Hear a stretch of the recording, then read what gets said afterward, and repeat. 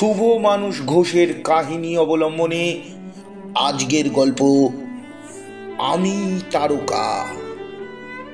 গল্প পাঠে এবং সমগ্র পরিচালনায় শুভাশিস। ভোরে মোবাইল ফোনের তীব্র ঝংকারে ঘুম ভেঙে গেল ডিরেক্টর সজীবের। ও প্রান্তে কপিরাইটার কিঙ্কিনিদি বেশ উত্তেজিত। সজীব, মহাবিপদ, নয়নার নার্সিং হোমে।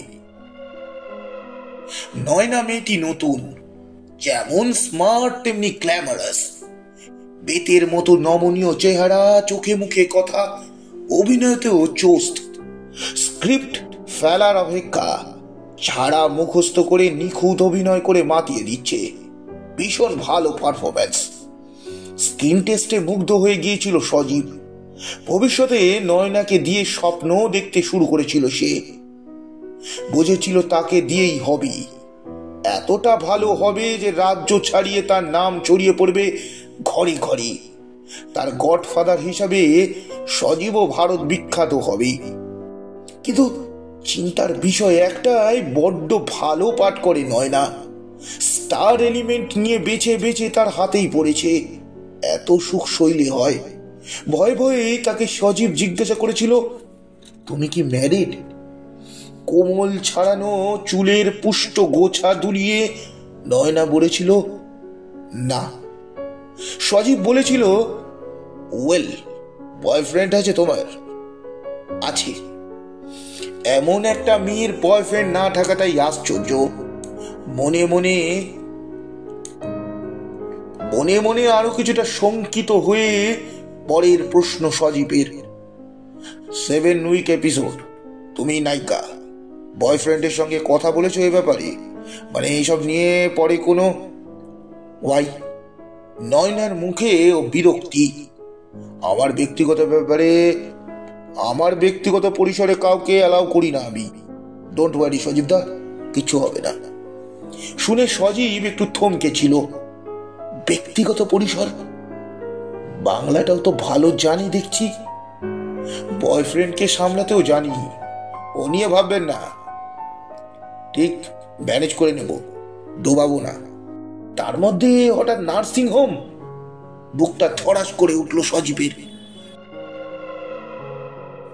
টিভি সিরিয়ালের 2টো ইনস্টলমেন্ট ব্রডকাস্ট হয়ে গিয়েছে। 2টো এপিসোডের শুটিং কমপ্লিট, এখনো 3টে বাকি।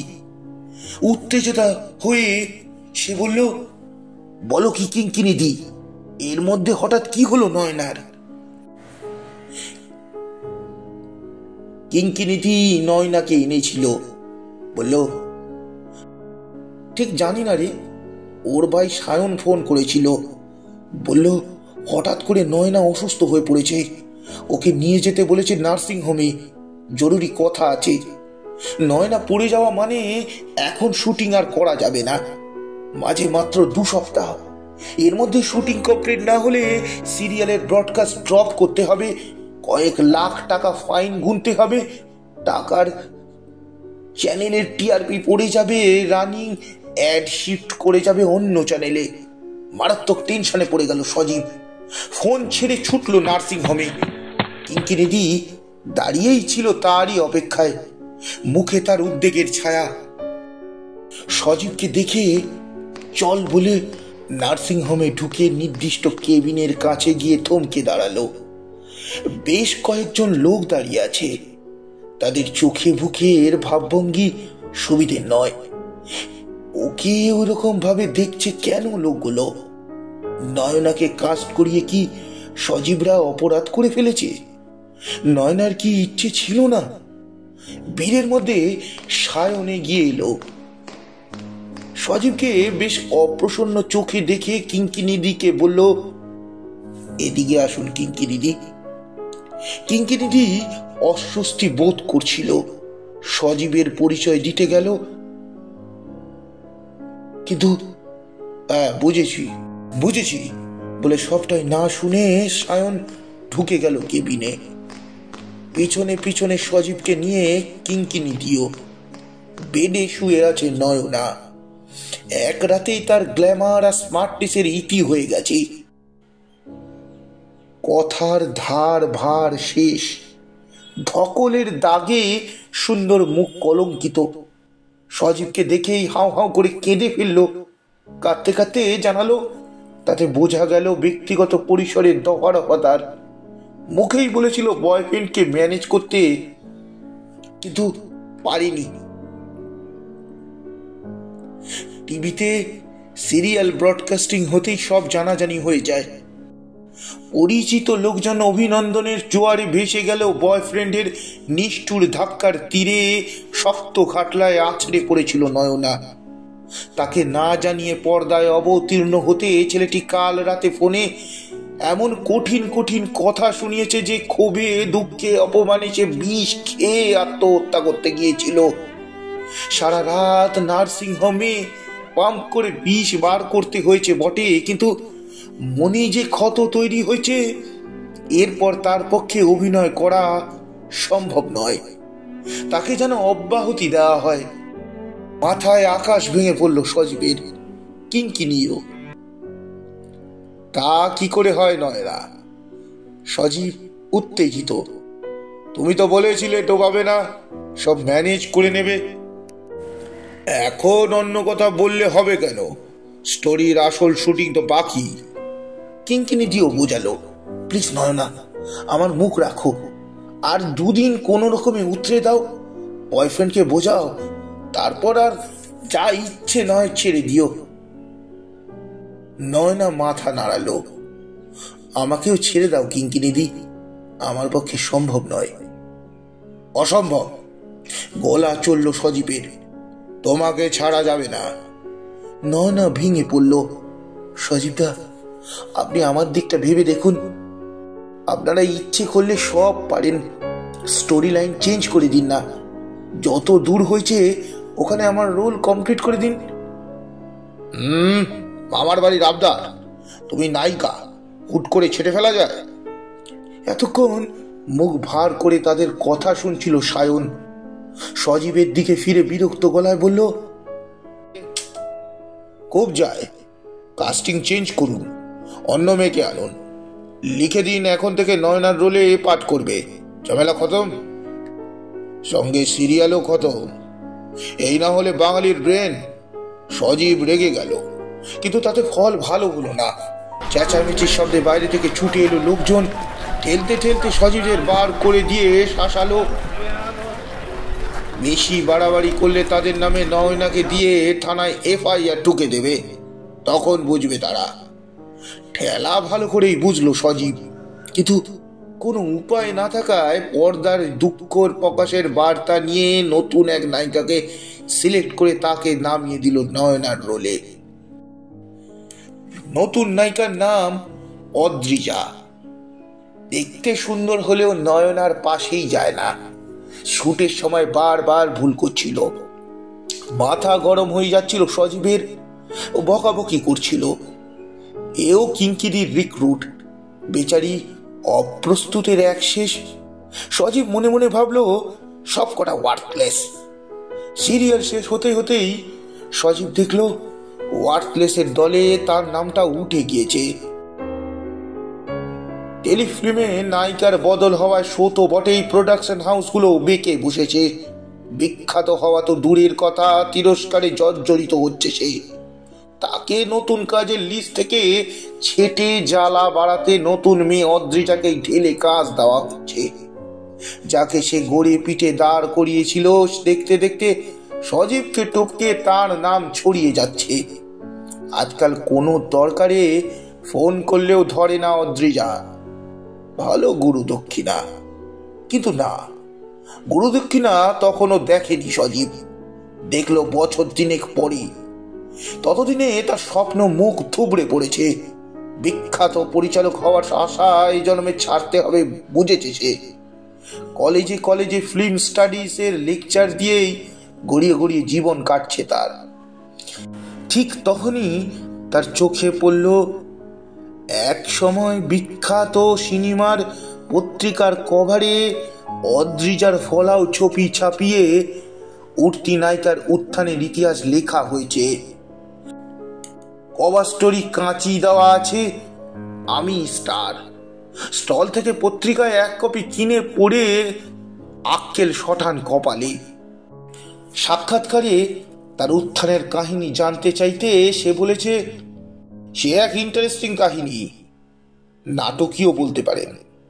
আমার জীবনের স্বপ্নের দিন ছিল সেটা। আমি দক্ষিণ কলকাতার একটি কলেজে পড়তাম।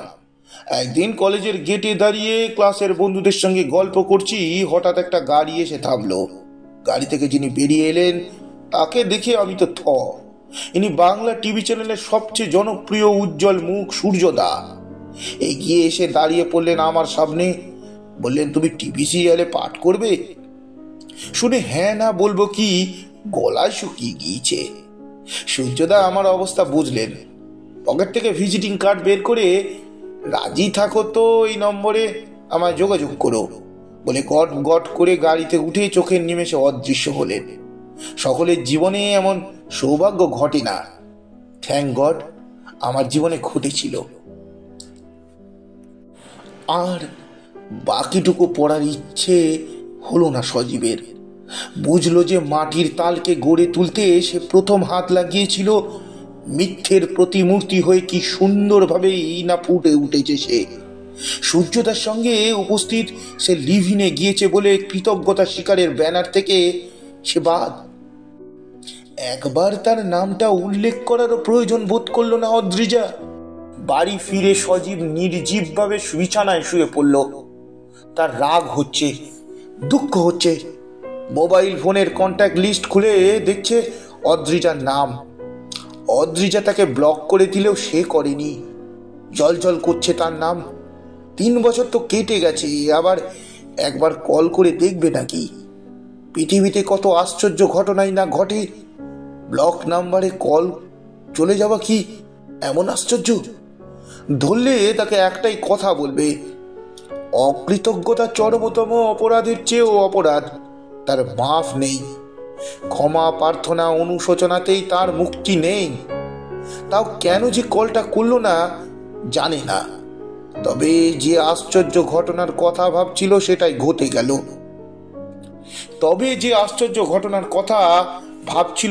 ঘটে গেল। মোবাইল নিজেই জ্যান্ত হয়ে বাজতে শুরু করলো। সজীব স্ক্রিনের মধ্যে চেয়ে দেখলো একটা অজানা নাম্বার।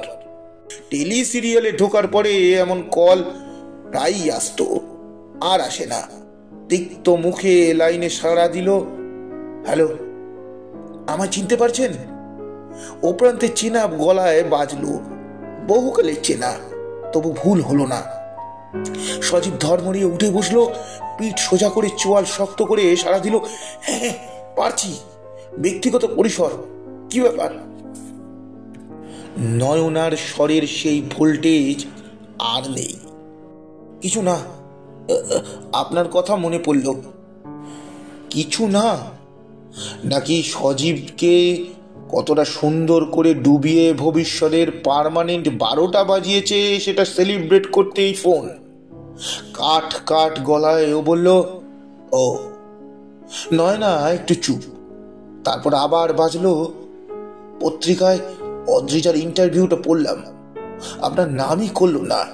ছি, তাকে স্মরণ করার এটাই তবে কারণ?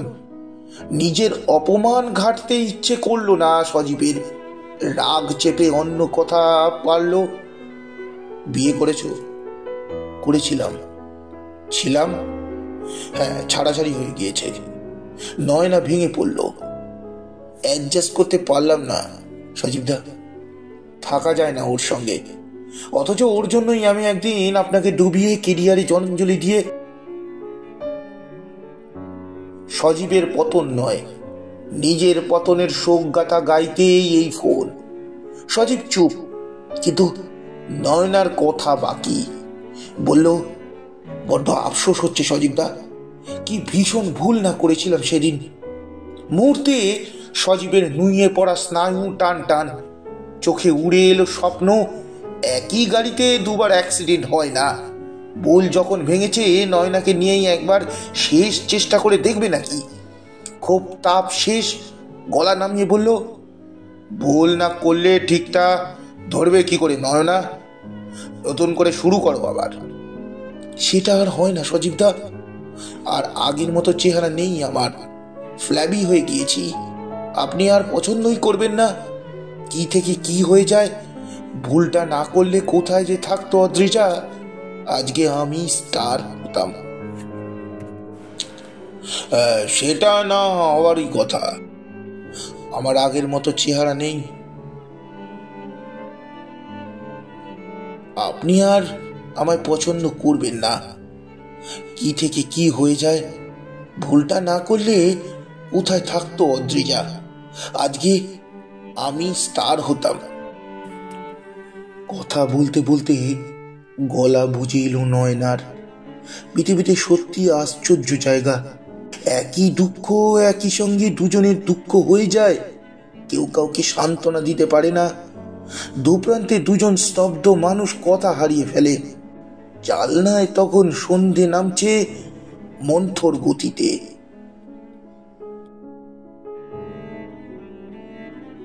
সমাপ্ত।